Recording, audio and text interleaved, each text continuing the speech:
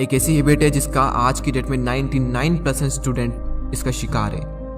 The habit of procrastination, टालने की आदत। ये एक ऐसी हैबिट है जिसने ना जाने कितनों की जिंदगी बर्बाद की है, ना जाने कितनों के सपने को मारा है इस एक हैबिट ने।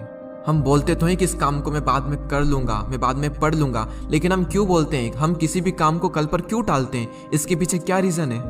ध्यान से समझने इस बात को, क्योंकि जो मैं बताने वाला हूँ थोड़ा डीप है, लेकिन अगर समझ गए तो बहुत कुछ अच्छा हो सकता है इस वीडियो को देखने के बाद।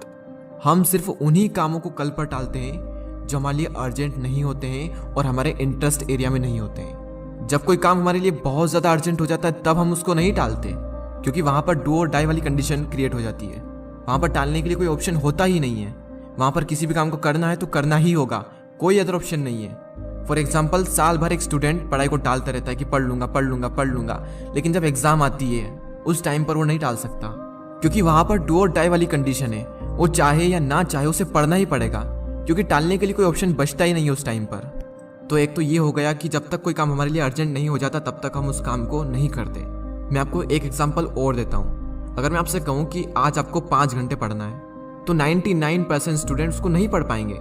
मैं क्या, अगर आप खुद भी अपने आप से कमिटमेंट करो, खुद भी एक गोल बनाओ, तो आधे से ज़्यादा लोग उसको पूरा नहीं कर पाते हैं। और वहीं मैं दूसरी ओर कहूँ कि आपको 5 घंटे पढ़ना है और 5 घंटे पढ़ने के बाद आपको 1 लाख रुपए मिलने वाले हैं, तो 99% स्टूडेंट क्या, 100% स्टूडेंट 5 घंटे नहीं बल्कि 10 घंटे पढ़ने को भी तैयार हो जाएंगे वो, और वो पढ़ भी लेंगे।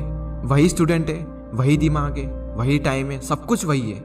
तो क्या अंतर आया? जो स्टूडेंट 1 घंटा भी नहीं पढ़ पाता था, पढ़ने बैठ भी नहीं पाता था, वो 10 घंटे पढ़ने को तैयार हो सकता है। यानी इतना तो फिक्स है कि कोई भी इंसान 10 घंटे पढ़ सकता है, अगर उसके सामने इतना बड़ा रिवॉर्ड हो तो, इतना बड़ा मोटिवेशन हो तो।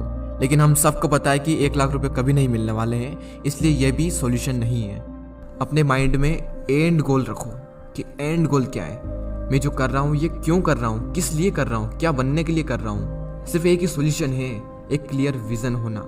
जब विजन क्लियर होता है तो कुछ करना नहीं पड़ता, काम ऑटोमेटिक हो रहा होता है। जबरदस्ती काम नहीं करना पड़ता, एक फ्लो में काम होता रहता है। यानी आप पढ़ रहे हो तो क्यों पढ़ रहे हो, क्या बनना है, क्या करना है, उसकी एग्जैक्ट पिक्चर क्लियर माइंड में रखो, उसको विजुलाइज करो, उसको फील करो और खुद को फील कराओ कि वहां जाने के लिए, वो करने के लिए, वो बनने के लिए मुझे पढ़ना तो पड़ेगा।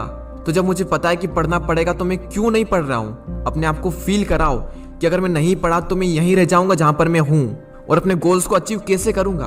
बड़े बड़े सपने हैं, बड़ी बड़ी ख्वाहिशें, सब कुछ मिलना चाहिए, बस जो करना है उसको करना पड़ेगा।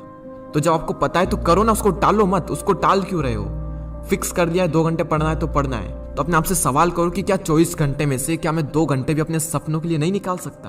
कुछ लोग तो 24 घंटे में से 12-12 घंटे तक काम कर सकते हैं, 12-12 घंटे तक काम करते हैं, बल्कि क्योंकि उनका विजन एकदम क्लियर है।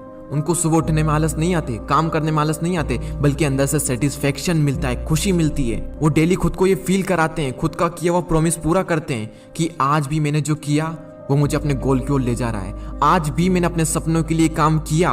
यही उनके लिए खुशी है, वही उनके लिए मजा है और यही इनके लिए इंटरेस्ट एरिया है। तो आज से टालना नहीं है, किसी भी काम को टालना है, लेकिन टालने की आदत को टालना है।